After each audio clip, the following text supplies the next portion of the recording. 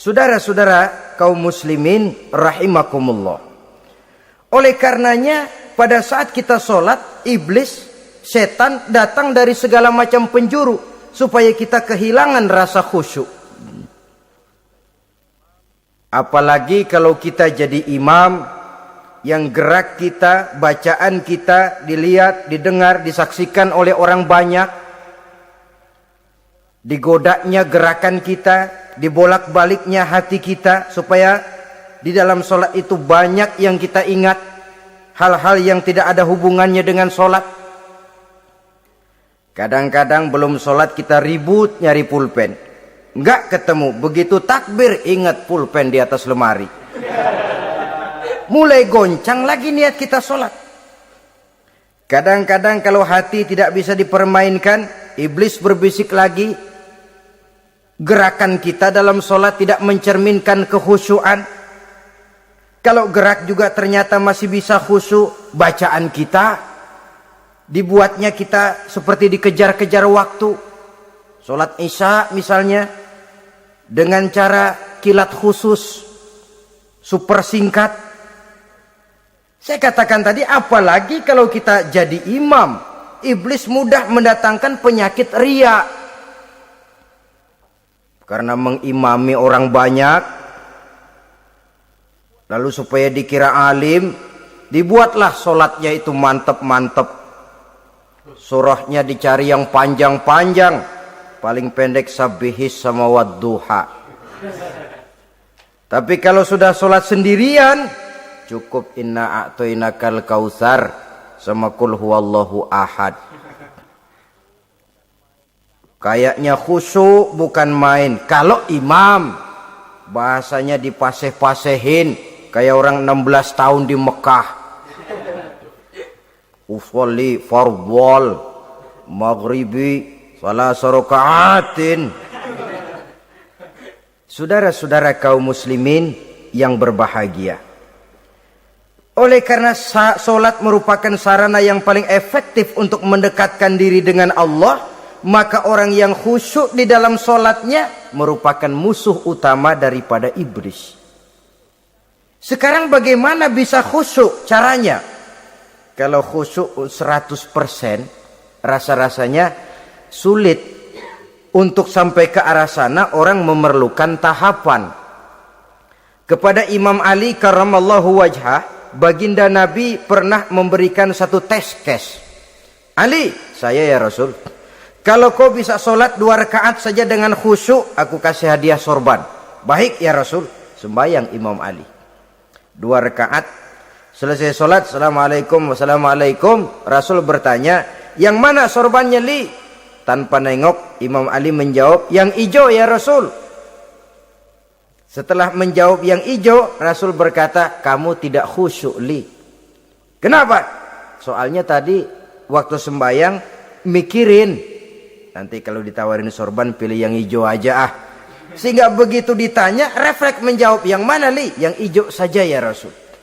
Oleh karena itu menurut Al-Imam Nawawi, pada tingkatan yang paling sederhana sudah sampai ke tingkat khusyuk asal pada waktu takbiratul ihram ingat kepada Allah.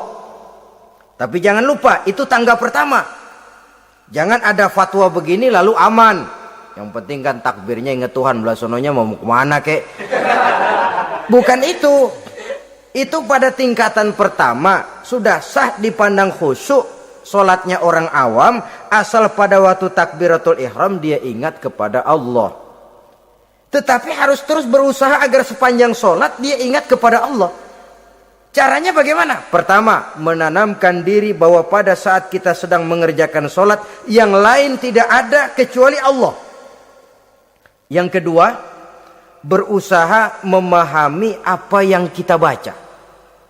Sehingga pada saat kita sujud, subhana rabbiyal a'la wa bihamdih, terbayang kemahasucian Allah, kemahatinggian Allah. Sehingga hati tidak mengembara, mulut berucap, hati mengikuti apa yang diucapkan. Yang kadang-kadang membuat hati kita jalan-jalan, badan di masjid, badan takbir, badan ruku, tapi hati di pasar, hati di kantor, hati di pabrik. Karena yang kita ucapkan tidak berakar di hati. Yang kita baca kita nggak tahu artinya. Sangat boleh jadi hati lalu mengembara kemana-mana. Jadi untuk menopang kekhusyuan ini, cara yang paling efektif, pertama, tidak ada yang lain pada waktu kita sholat kecuali Allah. Yang kedua, berusaha memahami apa yang kita baca. Dikala kita sujud dikala kita duduk di antara dua sujud, Rabbighfirli, ya Allah ampuni dosa saya, warhamni, kasihani saya, dan selanjutnya. Mulut membaca, hati mengikuti. Dengan mengikuti, hati tidak terlalu mengembara, ada tempat dia kembali. Saudara-saudara kaum muslimin rahimakumullah. Itu yang kelima. Yang keenam, yang menjadi musuh iblis, mukminun nasih. Orang mukmin yang suka memberikan nasihat. Orang mukmin yang suka memberikan petunjuk. Termasuk juru-juru dakwah, para mubaligh itu merupakan musuh utama iblis. Kenapa? Tiap hari iblis kampanye. Tiap hari iblis mengajak dengan segala macam cara yang kalau perlu dia berikan kamuflase. Dia berikan fata morgana. Kalau perlu yang haram dia bungkus dengan merek halal. Kalau perlu kejahatan dia bungkus dengan baju kebajikan. Istilahnya racun diberi merek madu. Dan itu wajar. Cuma kita tentu harus punya filter, daya saring positif agar tidak salah pilih. Karena iblis ini pintar betul. Kalau kita khusyuk dalam sholat, dia tanamkan kepada kita misalnya seperti tadi itu. Sholatmu memang hebat, khusyuk. Di kampung ini tidak ada orang yang sholatnya seperti kamu. Tertanam itu dalam hati kita, timbul ujub. Akhirnya, iya, gue lihat-lihat di kampung sini kagak ada yang sembayangnya kayak gua. Nah, sudah masuk iblis. Jadi dia pandai mengikuti gerak hati dan irama denyut jantung manusia ini. Kemana kecenderungan manusia, ke situ dia masuk. Pendeknya iblis itu ibarat tukang joget, dia ngerti bener irama kendang. Saudara-saudara kaum muslimin rahimakumullah. Termasuk juru-juru dakwah, para mubaligh, orang yang suka memberikan nasihat ini. Mereka memberikan filter kepada umat, kepada jamaah, jangan sampai salah pilih. Dan iblis menyesatkan kita supaya kita salah pilih. Satu contoh ringan. Kalau di depan saudara ada dua buah gelas, yang segelas isinya jamu, yang segelas sirup. Kira-kira saudara minum yang mana? Jamu. Jamu apa sirup? Jamu. Sirup apa jamu? Jamu. Orang yang pikirannya panjang, dia pasti minum jamu. Pahit memang, getir memang, tapi besok badan sehat, tenaga kuat, gairah kerja ada, kreativitas timbul, semangat menghadapi kehidupan tumbuh.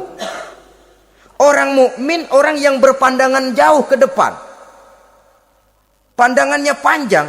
Panjang kemana? Tidak cuma ke dunia, sampai juga dia memandang ke alam barzakh, ke akhirat. Sholat itu jamu, pahit. Ngaji, hadir di majelis taklim, itu jamu, pahit. Sodakoh, jamu, pahit. Mengeluarkan uang untuk kepentingan orang lain, enak aja minta sumbangan, datang-datang yang nyari peres keringat banding tulang gue, lu datang-datang mau minta. Yang enak ngumpulin harta lalu bakhil bin pelit alias medit. Itu jamu. Saudara hadirin yang saya muliakan, sodakoh jamu, pahit. Puasa jamu, pahit. Jihad jamu, pahit. Tapi nanti begitu kita meninggalkan dunia, masuk ke alam barzakh, apalagi pindah ke akhirat, baru terasa, aduh, nikmatnya dulu kemarin itu minum jamu, sekarang badan sehat, tenaga kuat, kerja semangat. Nikmatnya dulu saya waktu di dunia sholat, rajin ngaji, suka sodako, suka menolong orang. Sekarang terasa manfaatnya. Begitu saya berada di alam barzakh, apalagi sudah dibangkitkan di padang mahsyar di akhirat nanti, terasa seluruh kebajikan yang saya kerjakan. Nah, orang yang berpikir jangka pendek cuma ngelihat yang ada di depan hidungnya saja. Ngapain minum jamu getir, sirup nih, manis. Dia minum, dia ambil sirup, minum, manis memang pada waktu minum, tapi besok bibir jontor. Meninggalkan perintah Allah, sirup itu manis. Tidak sholat, manis. Tidak bayar zakat, sirup, manis. Tidak mau puasa, sirup, manis. Manis sekarang. Tapi nanti besok begitu masuk ke alam barzah, begitu dibangkitkan di padang mahsyar di akhirat nanti, merintih kita menahan penyesalan yang sudah tidak ada artinya lagi. Sampai-sampai penduduk mahsyar itu ada yang berkata, diceritakan dalam Quran, ya laitani kuntu turaba. Wahai celaka, kenapa kita enggak jadi tanah saja? Menyesali kejadiannya. Andai kata mereka bisa kembali ke hidup di dunia lagi, mereka akan minta kejadian yang kedua untuk berbuat baik. Tapi tentu sudah penyesalan yang tidak ada gunanya lagi. Maka saudara-saudara, emang cuman jalan duluan kecebur di sumur yang nyesel duluan. Ada orang jalan, yang paling depan kecebur di sumur, itu tuh gue nyesel duluan katanya. Nyesel duluan. Yang lain mesti nyeselnya belakangan. Saudara hadirin yang saya muliakan, nah, orang yang suka memberikan nasihat kepada orang lain dimusuhi iblis. Kenapa? Tentu nasihat yang membawa kebaikan. Iblis nggak senang betul itu. Kita nasihatin teman, udah berhenti dah, jangan pada mabok lagi. Iblis gergetan bener. Ini orang dilarang lagi. Kita nasihati teman, udah jangan masang-masang lagi dah, nggak bakalan kena, dikebohongin. Nggak ada orang jadi kaya masang judi, bangkrut malah lo. Ini kan termasuk tipu daya iblis, judi dinamain sumbangan. Itu sama saja itu, madu, racun mereknya madu. Judi dinamain sumbangan. Kalau Kang Beca pada nyumbang. Kayak orang kaya lagunya.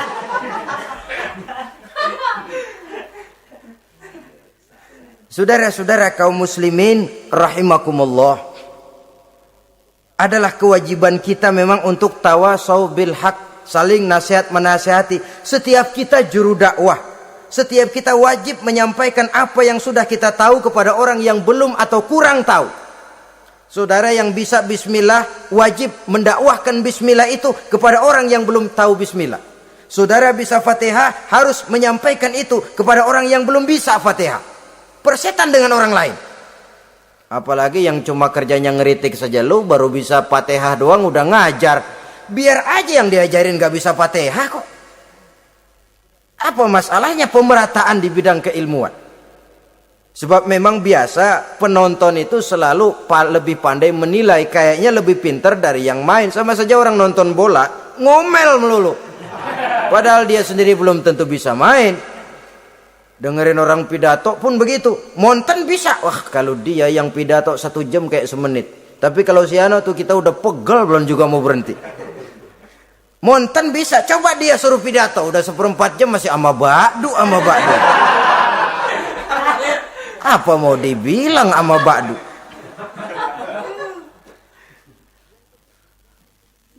Yang ketujuh, yang menjadi musuhnya iblis,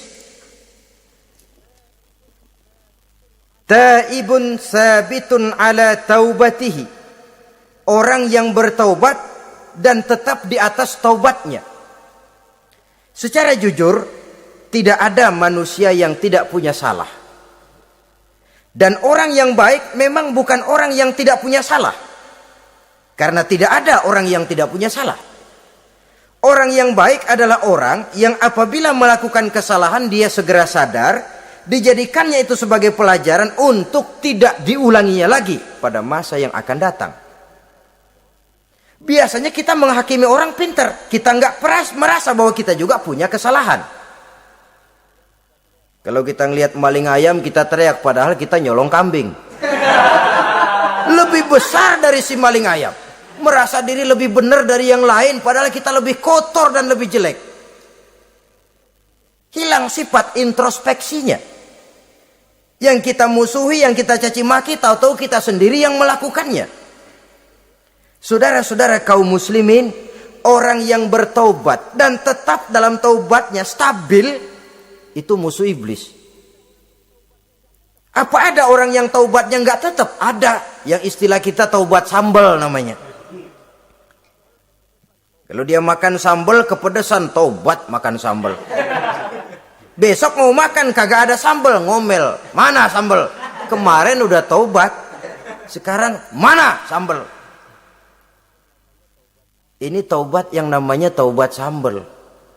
Istighfar, habis istighfar, nyolong lagi. Istighfar lagi. Besok nyolong lagi, istighfar lagi. Itu taubat yang tidak tetap namanya. Allah Maha Pengasih dan Penyayang dengan segala kebesarannya.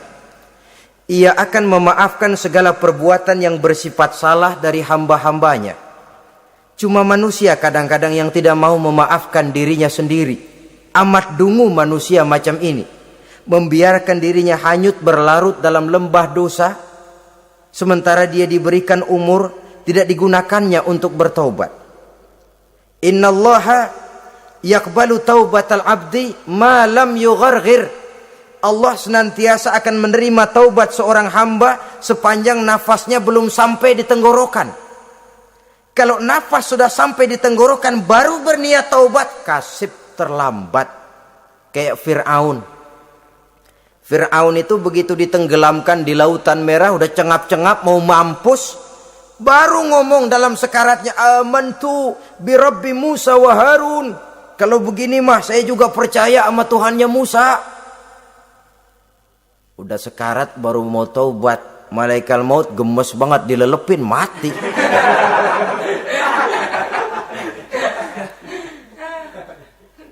Nah, kepada adik-adik remaja, biasanya kalau sudah bicara taubat, pikiran kita, taubat mah urusan 70 tahun ke atas. Kita masih lama ini. Sebenarnya tidak. Masalah taubat adalah masalah salah dan dosa. Masalah salah dan dosa adalah masalah manusia.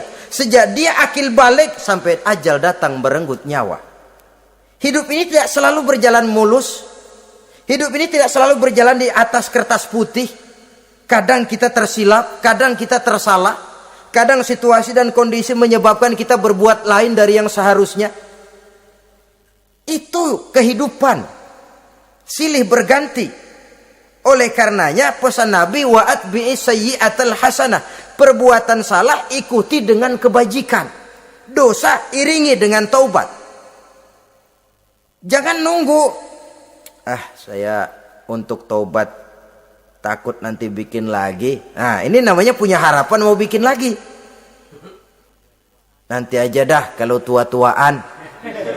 Saudara, kalau dosa itu ditumpuk, itu sama saja kotoran yang menodai hati. Kalau kotoran gak rajin kita bersihin, dia akan berkarat. Dan kalau sudah berkarat, sudah sulit untuk dibersihkan. Itu makna ungkapan Imamul Ghazali, hati manusia sebening kaca. Lapisan dosa yang dia kerjakan adalah debu yang menutupi jernihnya kaca. Orang yang bersih dari dosa, dekat dengan Allah, hatinya jernih seperti kaca. Dari hati yang jernih, radarnya kontak kepada Allah. Sinyalnya nyambung channelnya itu.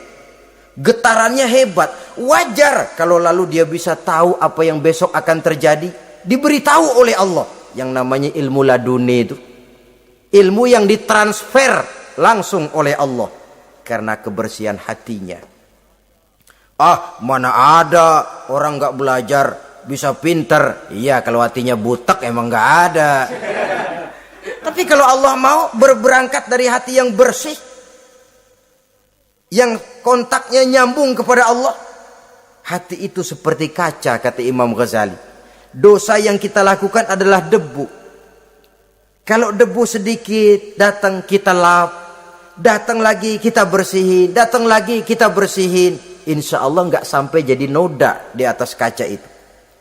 Tapi kalau nunggu debu itu sampai bertumpuk, besok aja ngelapnya dah, besok aja ngebersihinnya, bertumpuk dia, sulit membersihkannya. Walaupun kena, nodanya tentu tertinggal di atas kaca itu. Karena itu dalam kehidupan remaja misalnya, pemuda misalnya, kita tidak bisa menolak mode, tidak bisa menolak musim. Modenya disco, modenya breakdance, modenya joget, modenya jaipongan, mode. Pada waktunya habis, ya habis. Tapi bagaimanapun dia akan punya dampak, memberikan bekas dalam membentuk kepribadian. Dan ini efek yang tidak kita inginkan. Efeknya, bukan modenya itu. Jadi oleh karenanya saudara-saudara, masalah taubat bukan masalah 70 tahun ke atas, tapi masalah manusia sejak dia akil balik sampai ajal datang merenggut nyawa. Sepanjang nafas belum sampai di kerongkongan, Allah akan menerima taubat seorang hamba. Bahkan dalam hadis qudsi Allah menyatakan, "Lau amiltumul khotoya hatta mala'atis sama thumma nadimtum fataballahu alaikum." Kalaupun kamu berbuat dosa sampai penuh langit dengan dosamu, kemudian kamu bertaubat dan menyesal, Allah pasti akan menerima taubatmu. Jadi orang yang taubat dengan sebenarnya dan tetap dalam taubatnya itu musuh iblis. Tapi orang yang taubatnya angin-anginan, iblis demen banget. Hari sembahyang, besok mabok, besoknya lagi nyolong, besoknya lagi zina, besok taubat lagi. Kata iblis, surak, iya lu gocet dah Tuhan.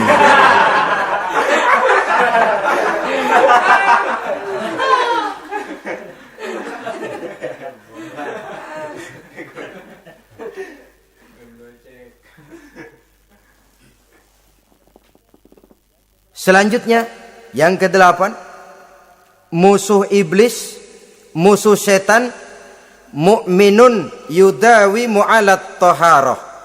Orang mukmin yang membiasakan diri selalu dalam keadaan bersuci, baik dari hadas kecil, lebih-lebih dari hadas besar.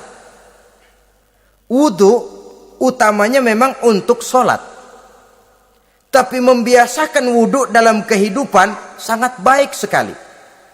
Mau ke kantor wudu dulu, mau ke pasar wudu dulu, mau ngajar wudu dulu. Apa sebabnya?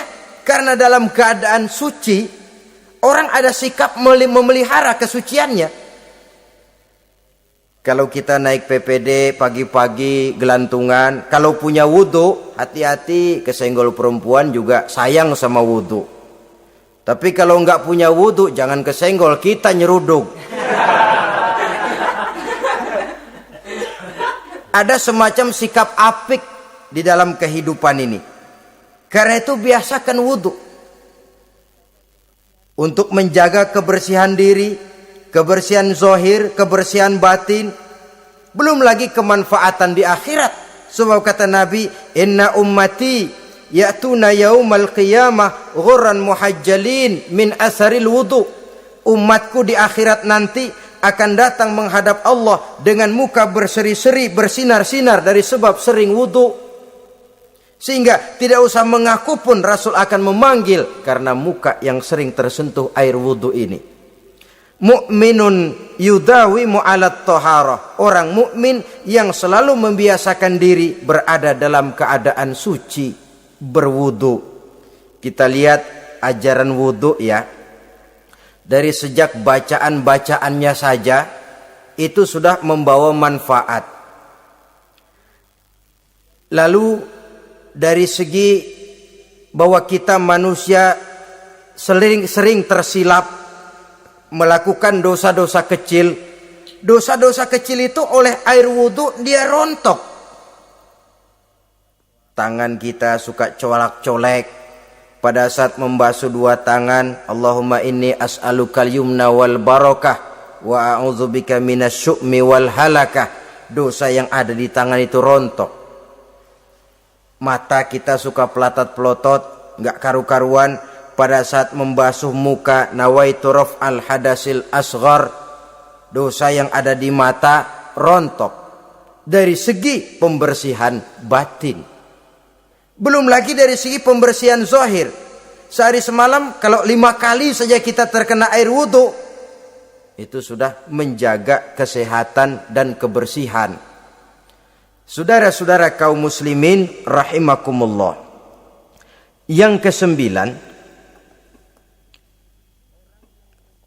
orang yang menjadi musuh iblis yaitu mutawarra'un anil haram, orang yang memelihara diri dari yang diharamkan oleh Allah. Terpelihara dirinya, terpelihara yang dimakannya, yang diminumnya dari jenis-jenis yang haram, baik sedikit maupun banyak. Jangan cuma teriak haram waktu sedikit, tapi giliran banyak halal. Sama saja orang dikasih tahu, itu ada cerita anak-anak, Pak Haji punya anak main judi, dikasih tahu, Pak, anak bapak main judi, astagfirullah katanya. Tapi menang Pak, alhamdulillah.